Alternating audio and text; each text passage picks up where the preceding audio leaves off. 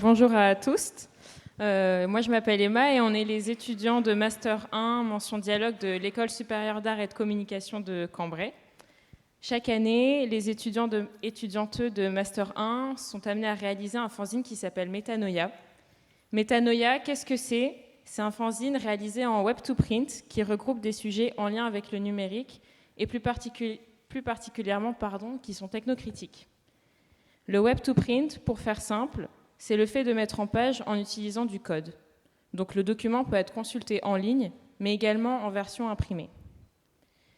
Nous sommes dans la mention dialogue qui encourage la création graphique à différentes échelles, allant du territoire à l'utilisation du numérique pour toucher un public plus large. Le programme de recherche de notre master s'appelle Retour aux sources et vise à traiter les questions qui touchent les créations numériques. Le web-to-print, c'est donc un outil qu'on nous a enseigné très tôt dans notre formation. En master, la plupart de nos projets sont réalisés en groupe et c'est donc en collectif, RATM, que nous avons construit et pensé ce 4e numéro de Métanoïa. Donc chaque année depuis 4 ans, un Métanoïa est imprimé format tabloïd en respectant les règles d'un design frugal, c'est-à-dire une impression en noir et blanc, une mise en page peu gourmande en encre, notamment par l'utilisation d'écofonte et d'un papier recyclé. Il compte 16 pages au total pour 11 articles, un par étudianteux, un poster, des présentations des ouvrages qu'on a choisis et pourquoi on les trouvait exemplaires, et une couverture. La couverture de notre Métanoïa retranscrit l'idée de changement, de transition, uniquement grâce à des éléments textuels. La typographie y fait image, en accord avec l'idée qu'on se fait de l'économie de moyens et d'un design modeste. Le poster, lui, il a été réalisé à 6 mains, 30 doigts, mettant à nouveau en avant le travail en collectif. L'édition qu'on a créée valorise les pratiques éthiques, notamment par l'utilisation d'outils et de typographie libre, et le tout est imprimé en France. Étant étudiantes en art, nous avons décidé d'aborder ce Métanoïa sous le prisme artistique. Nous avons ainsi voulu présenter des créatrices et leurs pratiques. Cette année, le fanzine s'appelle Rage Against the Machine, en référence au groupe de musique connu pour ses positionnements politiques antiracistes et anticapitalistes. Et il est divisé en 3 parties. Résistance numérique, culture low-tech et paysage anthropocène. Pour réaliser ce Métanoïa, nous nous sommes appuyés sur 6 livres et nous avons opté pour une diversité d'ouvrages. Ces livres n'ont pas été choisis pour leur esthétique, mais plutôt pour leur pertinence et leur éthique. Suite à ces lectures, chacun d'entre nous a choisi d'explorer le travail d'une créatrice en lien avec une des 3 grandes thématiques explorées dans le Métanoïa. Et nous avons laissé une grande place aux femmes dans ce Métanoïa puisque la parité n'était pas forcément respectée dans les ouvrages qu'on a étudiés. Bonjour, je m'appelle Hélène et je vais travailler avec Lou, Emma et Pauline sur la thématique de la résistance numérique en nous appuyant sur les 2 ouvrages présents sur la slide, à savoir L'éloge du bug et Le rapt d'Internet. Ces 2 livres ont en commun de critiquer le numérique et l'utilisation qui en est faite. Ce positionnement a guidé notre choix d'artistes qui viennent d'horizons divers. Les artistes de Pauline et Emma traitent toutes les 2 du glitch comme positionnement politique et critique. Par exemple, l'une d'entre elles utilise le bug pour parler de sa condition de femme. Merci Élise, c'est gentil. Pour parler de sa condition de femme noire queer aux États-Unis. Et pour Lou et moi-même, nos artistes ont pour point commun de s'appuyer sur des images numériques existantes afin de créer des images abstraites et ou poétiques. Même si nos artistes se rejoignent sur leur champ artistique, on a décidé de faire des mises en page bien à nous et qui reflètent des particularités de chacun et chacune.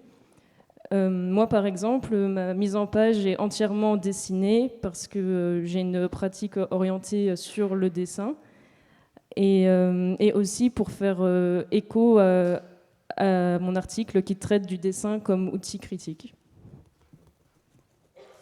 Bonjour à tous et à toutes, je m'appelle Laura. Avec Emma et Louis, on a travaillé ensemble sur une même thématique qui est la culture low-tech, en nous appuyant sur 2 ouvrages présents juste ici. Le premier qui est une anthologie pour comprendre les low-tech édité par Clément Gaillard en 2023, puis Design pour un monde fini de Camille Bosquet, paru en 2024. Ces lectures, elles nous ont amené à penser le low-tech sous différents angles, tels que les questions de résistance territoriale, le partage des savoirs et de la festivité dans un monde fini, ainsi que la création numérique écologique.